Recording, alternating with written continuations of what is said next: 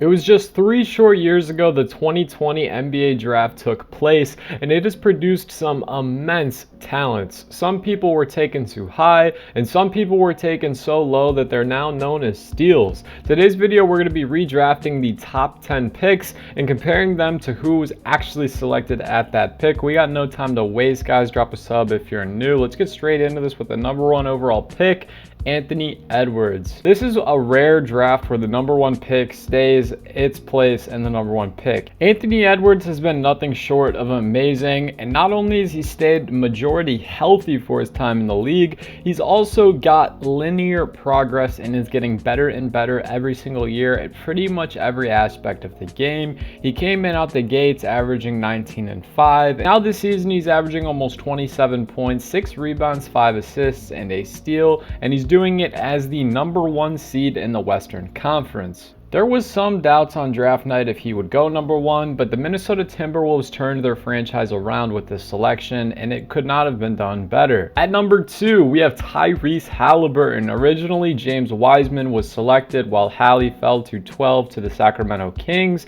Now, Tyrese resides in the Indiana Pacers organization as one of the most elite point guards in the NBA. His assist-to-turnover ratio is absolutely out of this world, and it's very rare you find a point guard who's not only gifted on offense in a scoring facet, but just gifted in the ability to distribute the ball with no turnovers. He is truly becoming this generation's point god, and I feel like as his career progresses, we're going to see a lot of comparisons to none other than Chris Paul, John Stockton, thus forth. Tyrese has led the NBA in assists last year and is now looking to do the same this year. You could argue that the person selected #3 would be higher than Haliburton, but due to his injuries, I have Lamelo Ball at #3, and it actually originally was Lamelo Ball being drafted 3rd. Lamelo has showed that his backyard ball style of play translated perfectly fine from Australia over to the NBA. He did just get hurt last night, so prayers up for him as he was putting together easily his best season, and he's been putting together a remarkable stretch of games as I believe for the last 10 or 12 of them he's had at least 30 points and near triple doubles in all of those games. Lamelo Ball is such a gifted passer. He's also underratedly lengthy as he's around 6'8". He is pretty skinny, but he has shown improvement on defense, and his jump shot, along with Tyrese's jump shot, many people didn't think these guys would translate to the pros, but here they are balling out and being all-star caliber and all-star all-NBA style players. The Hornets obviously has a lot to go before they can, squeak into the playoffs or the promised land of the championship, but drafting LaMelo at #3 was one of the only good things that Michael Jordan did for this franchise. At #4, and 4 and 5 could go either way, we have Desmond Bane. Originally, Patrick Williams was selected here, while Desmond fell all the way to 30. Desmond has been absolutely lights out from 3 in his short NBA career, and while he's a little bit undersized, he is a great defender. He's shown that he can be the second option, averaging 25 and 5 on a contending team as the Grizzlies used to be. Obviously, things have shaken up, and now they are 3 and 14 and sit as the 14th seed in the Western Conference.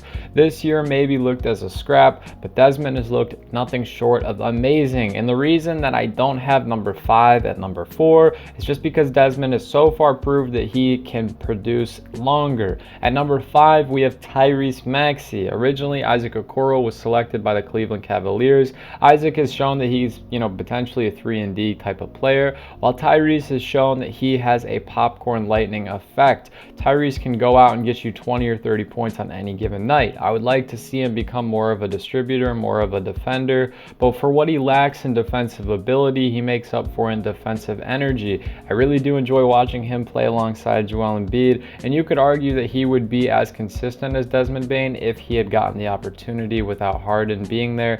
That kind of puts a stick in the mud. I actually remember when a lot of people were injured on Philly in his rookie year, Tyrese played one game and he had like 40 points, and I just remember thinking to myself, man, this kid's going to be good in time, and I'm really proud of him. At number 6, we have someone who reminds me a lot of Tyrese Maxey, and that's Immaneul Quickley. Originally, the Atlanta Hawks selected Onyeka Okongwu, and he has been pretty solid big man for them, but Immaneul Quickley just has a special flair about him. There's a lot of games where he's inefficient and plays poor defense, but for the New York Knicks, someone in Madison Square Garden, someone who can be as electric as possible, Immaneul Quickley is for sure your guy.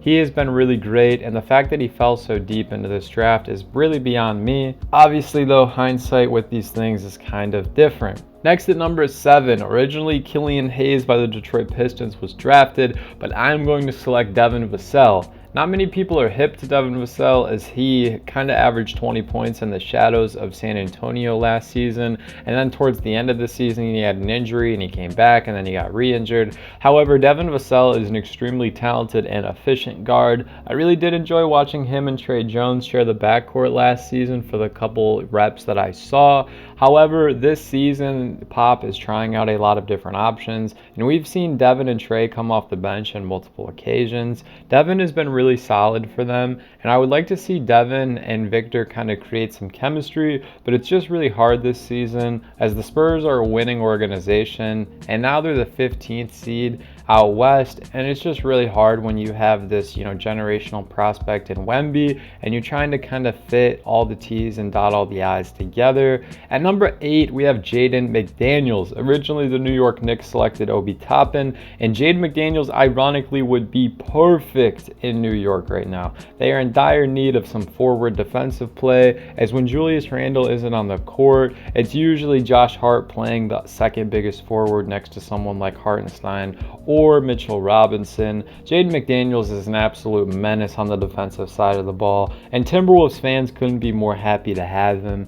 I really would have wondered what happened or what would have happened in that first round series if he didn't break his hand. Obviously, I don't think they would have beat the Nuggets, but it would have been fun watching Jaden try to lock up Jamal Murray. Jaden is just immensely talented, and he's growing every year on offense. At number 9, we have Saddiq Bey, who seemingly kind of fell into an abyss after he was traded out of Detroit to Atlanta. Saddiq is a really fun talent to watch. At number 9, the Wizards originally took Danny Avdija, and I'm not sure if he would have prospered in Washington, as most people fizzle out there. However, Saddiq kind of has the ability to be as great as his will lets him, as great as his motor drives. However, we just haven't seen much opportunity in Quinn Snyder's system with him.